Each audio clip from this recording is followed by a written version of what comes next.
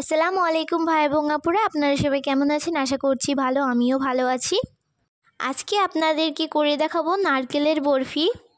সেই জন্য আমি এখানে নারকেলটাকে কুড়ে নিচ্ছি।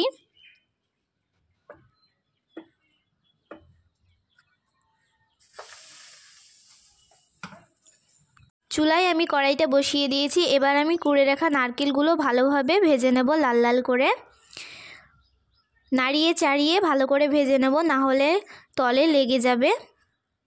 নারকেলটাকে ভেজে নিলে অনেক দিন থাকে আর স্বাদও অনেক বেশি বেড়ে যায়, সেই জন্য ভালো করে আমি ভেজে নেব নারকেলটাকে।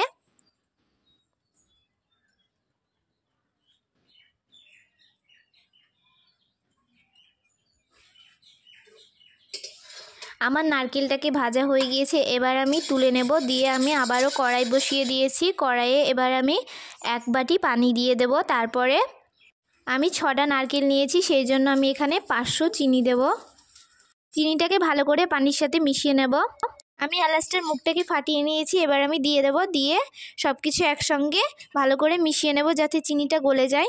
তারপর আমি এখানে দিয়ে দেব ভেজে রাখা নারকেলগুলো দিয়ে দেব। দিয়ে ভালো করে নাড়াচাড়া করে নেব,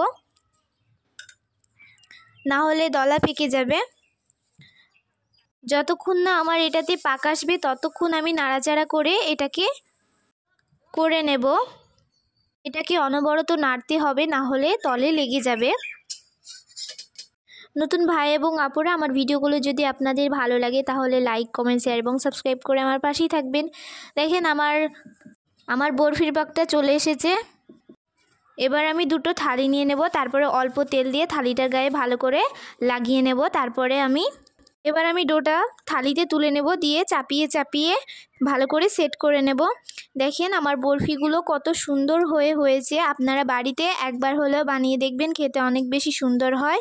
আজকের মতো এখানেই বিদায় নিচ্ছি। আমার ভিডিওটি ভালো লাগলে লাইক, কমেন্ট, শেয়ার এবং সাবস্ক্রাইব করে আমার পাশেই থাকবেন। সবাই ভালো থাকবেন, সুস্থ থাকবেন। আল্লাহ হাফেজ।